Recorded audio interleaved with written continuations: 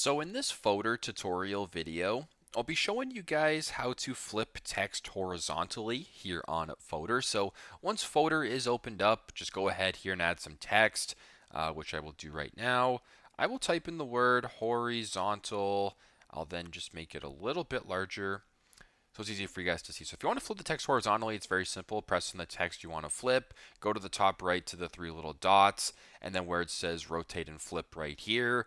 Where you want to go is flip horizontal like this. So if you want to flip it horizontally just like that, you can kind of mirror it just like that. So that's the simplest way to do that. So for example, if you wanted to copy and paste this like this, just like this, kind of make it maybe back to back like this. If you wanted to flip this horizontally, we'll go flip horizontal just like that. You can kind of get a mirror image of each other in regards to the text that you just created. So very simple, very straightforward. That's how you guys can flip text horizontal here on Fotor. Thanks again for watching, and I hope this video helps.